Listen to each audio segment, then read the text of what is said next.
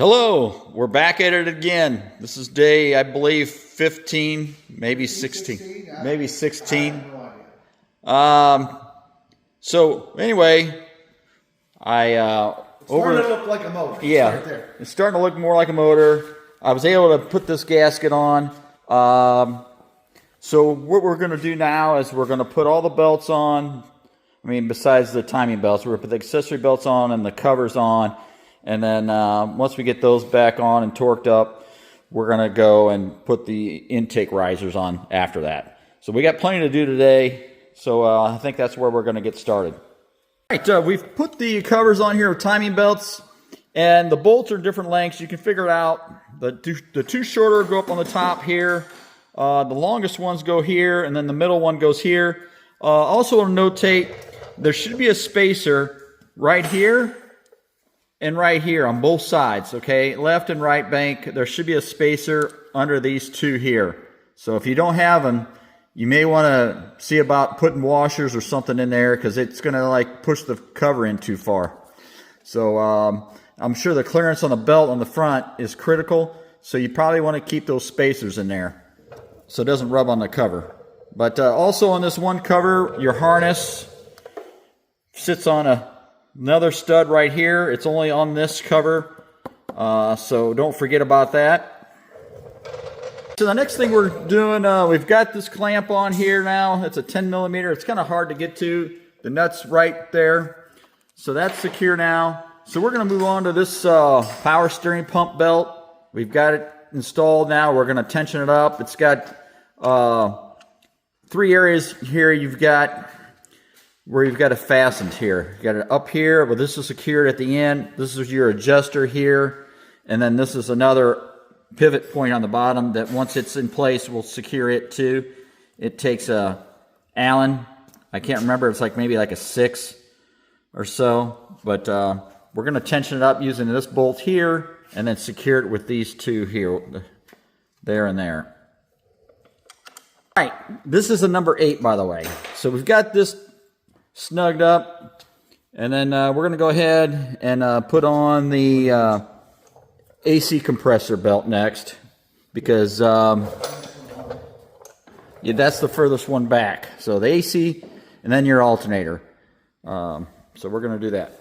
So we've got our AC compressor belt on, snugged up. You've got a couple spots here that need to be secured.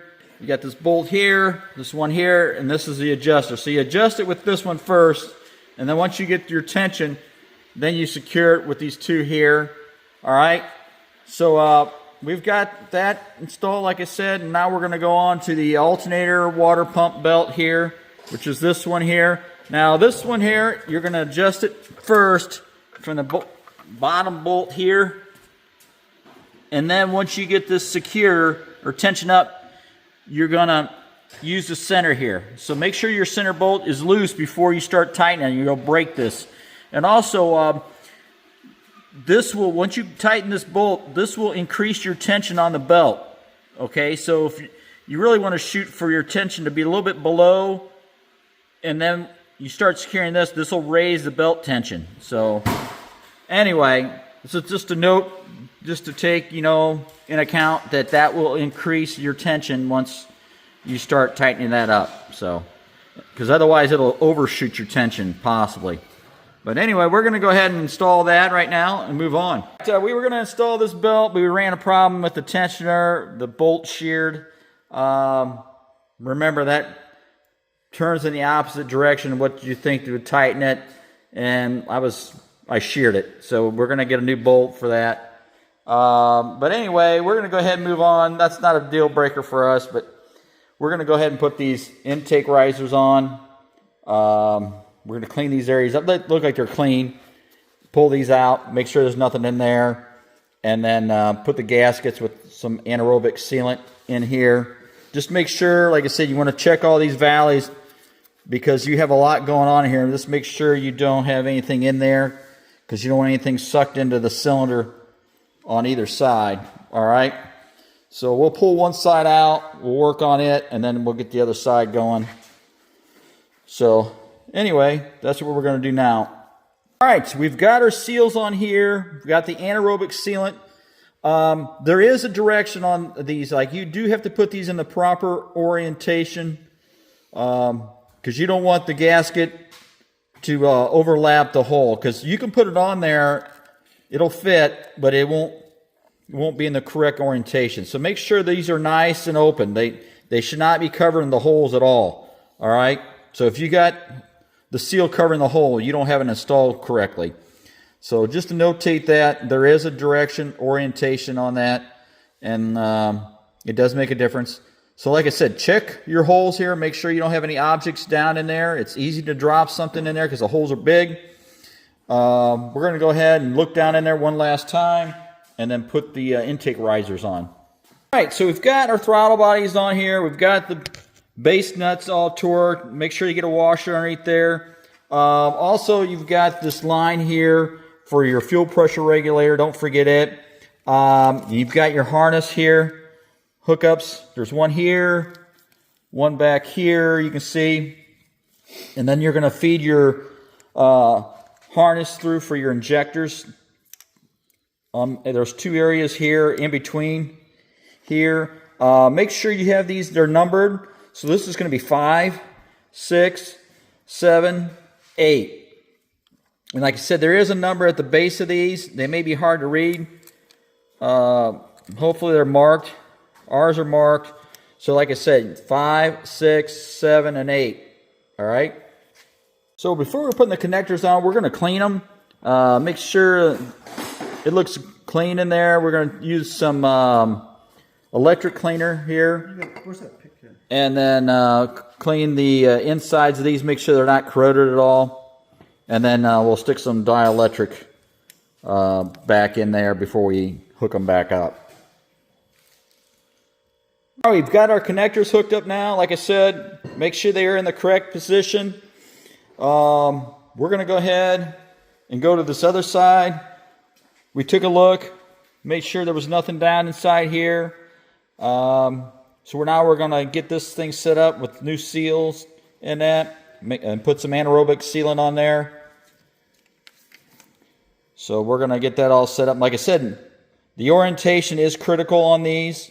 So you want to make sure you have the seals in the correct position when you're installing these. So we're going to get, like I said, get that set up. All right, so we've got our seals on here. Like I said, orientation is critical. We got our anaerobic sealant on there. And now we're going to go ahead and fit the risers on here and get those started. Mark has them in his hand.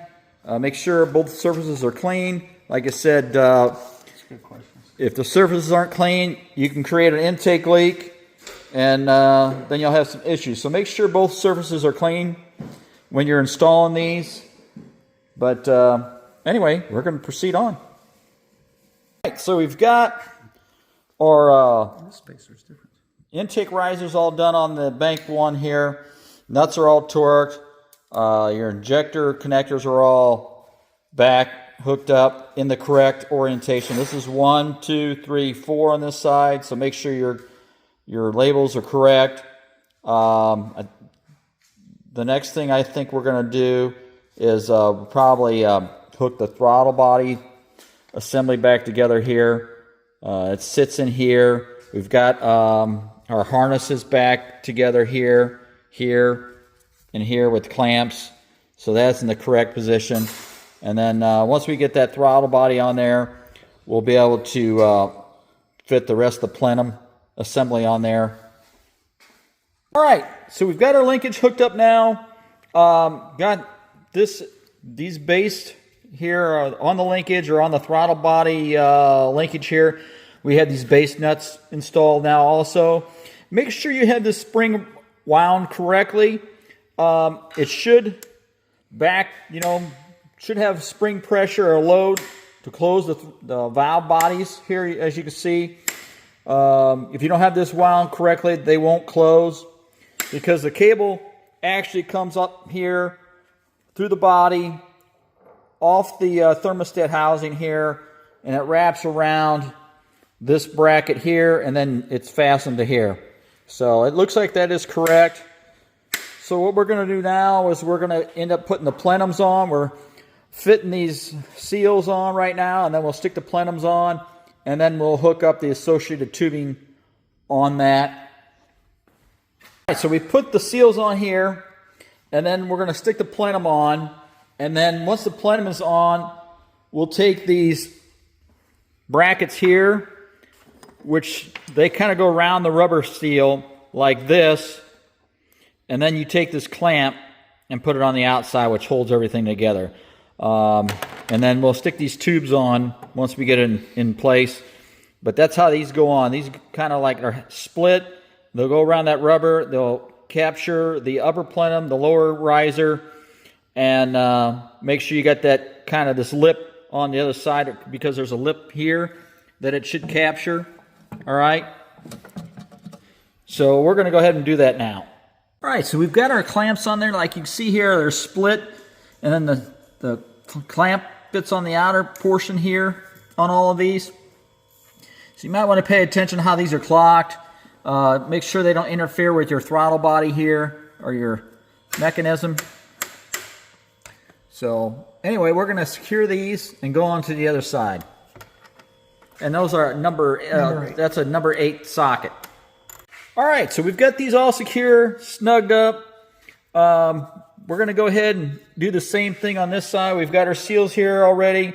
We're going to lower the plenum on there and do the same thing. Put the clamps back on, and then start hooking our tubing up after that. All right, we've got the second intake on, or the plenum, I should say. Mark's tightening up the clamps right now.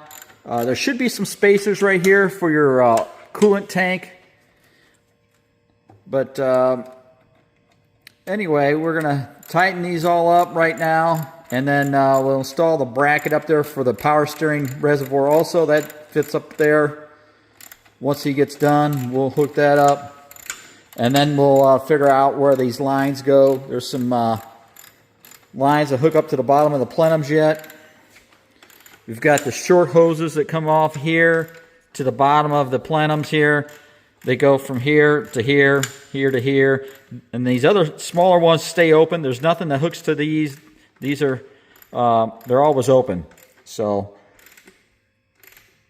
we'll hook this all up. And then there's another line that hooks up here that goes around. It kind of winds and it hooks to the front of the car. We'll show you that also here in a second.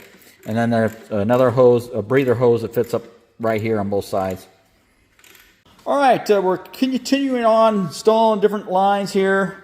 There's a breather lines here that go on top of the oil filter housing. Make sure those are installed. You've got this breather line here that goes from valve cover to valve cover. And then you've got this breather line here that goes from the intake, the lower intake, goes all the way around to the other side, same place. And then it hooks to this valve here. Now we're going to go ahead and install our oil tank at this time. Like this. All right. So we've installed the oil tank now. We've got the 2 vent lines at the top here installed. And we've got this inner line here installed and this bottom line installed. That hooks onto the bottom of the pan. So we have that not installed yet, but we'll get that once we raise it up. So that's just there for right now. Like I said, we've got all our lines hooked up. We've got these cam positioner, knock sensors all hooked up here. It's hard to see. We've got the brackets here all installed, the sensors hooked up. Same thing over here. We've got the knock sensor hooked up right here. We've got our wires. We've had to route these wires. We may have to do it again. We'll have to see how these lines all lay out. There is another tube that goes through here, but it doesn't get installed until after we get the motor in place because it hooks up to the framework. But we're getting a little closer. Tomorrow our plan is to roll this underneath the car and get it close as possible to start installing it in the car. So anyway, that's all we're going to do today. And please check us out next time. Like I said, we're probably going to do this tomorrow again. and hopefully we'll get it underneath the car, and maybe within 1 day or so of getting this thing ran, So we're kind of excited to see how this thing runs. Hopefully we don't have any big issues at this point. It's just getting the stuff installed. So check us out. Please subscribe and stay with us.